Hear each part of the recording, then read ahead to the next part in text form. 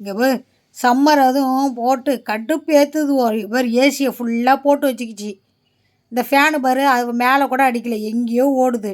டிவியில் பொம்மை படம் வேறு ஓடுது. பெரிய டிவி இருந்தது, அதை அடித்து உடச்சிடுச்சுவோ. சின்ன டிவி அப்புறம் வந்து 1000 ரூபாய்க்கு வாங்கி வச்சுருக்குது. வேறு என்ன பண்ண முடியும்? அது ஃபோனு வேறு நோண்டிகிட்டு இருக்குது. பில்லு கட்டுறவங்களுக்கு தானே தெரியும் இதுக்கான வழி வருத்தம்.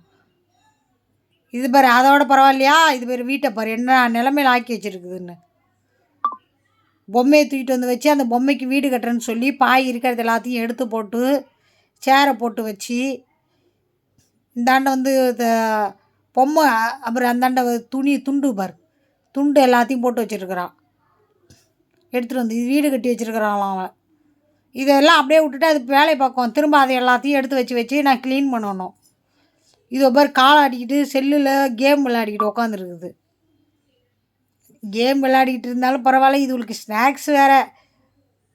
அதுக்குன்னு வேலை விட்டுட்டு அவர் வந்து பச்சி போட்டு கொடுக்குறாரு. பசங்க பாவம் கொடு அப்படின்னு. இதோ பிற்காலத்தில் அடித்து துரத்தாமல் இருந்தால் பரவாயில்ல, இதோ பண்ணுற அட்டூழியத்துக்கு. இங்கே பாரு இது வந்து வீட்டில் இருக்கிற அத்தனை காய்கறியும் எடுத்துகிட்டு வந்து சோறாக்குறன்ற பேரில் பயங்கர டார்ச்சர் பண்ணுது. எடுக்காதுன்னு சொன்னாலும் கற்றுன்னு கத்தும். வெங்காயம் அது கேரட்டு இங்கே பாரு வெங்காயம் செஞ்சு எடுத்துக்கொண்டு டேடி சாப்பிடுங்கண்ணா. இது என்னத்தை சாப்பிட்றது? அது சாப்பிடு டேடி. இதேமாரி நீ ஒரிஜினலாக சோறாக்கி கொடுத்தா பரவாயில்ல. இங்கே பாரு கேரட்டெல்லாம் இதெல்லாம் கொஞ்சம் நேரம் உட்காந்து எல்லாத்தையும் அரிஞ்சு போட்டுட்டு அப்படியே போயிடுவான்.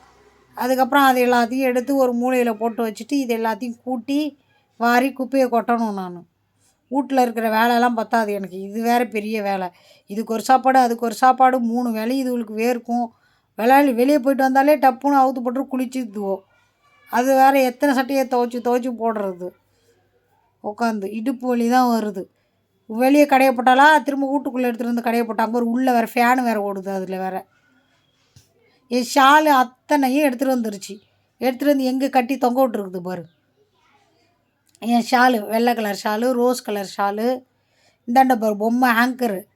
அந்த குட்டி குட்டி ட்ரெஸ்ஸெல்லாம் சின்ன வயசில் நாங்கள் எடுத்தது பத்திரமா இருக்குமேனு வச்சுருந்தேன். அதை எடுத்து பொம்மைக்கு மாட்டி விட்டுருக்கு. அது ஆங்கரில் தொங்குது பாரு. இந்த பொம்மை போட்டிருக்கு பாரு, அந்த சட்டையே என் பொண்ணோடைய ட்ரெஸ்ஸு தான். இது எடுத்துகிட்டு வந்து இது கட்டுது. அவள் அப்படி போகிறாளா, இவனை பாரு அப்பனுக்கு பிள்ளைக்கும் ஆகவே மாட்டேங்குது. எப்போ பாரு இவன் அவனை அடிக்கும், அவன் இவனை அடிக்கவும். அவனை பார்த்தாலே என்ன அடிக்கணும்னு தோணுது. நீனு அது அடிக்குது. அவனும் விட மாட்டான்றான். சேர்ந்துக்கிட்டு அவனும் ஈக்குவலாக அடிக்கிறான். டேடின்னு மரியாதையே இல்லை. என் வீட்டில் தான் அப்படி இருக்குதுலா என்னானே எனக்கு தெரியல. மற்ற வீட்டிலலாம் ஒழுக்கமாக தான் புள்ளியோ இருக்குது. டேடினாலே பயந்துட்டு இருக்குதுவோ. இவன் பாரு கொஞ்சம் கூட பயப்பட மாட்டான். எகுத்து அடிச்சுக்கிட்டே கிடக்கிறான். இப்போ எப்படி இருக்கானா, பெருசாக என்ன பண்ணுவானே எனக்கு தெரியல.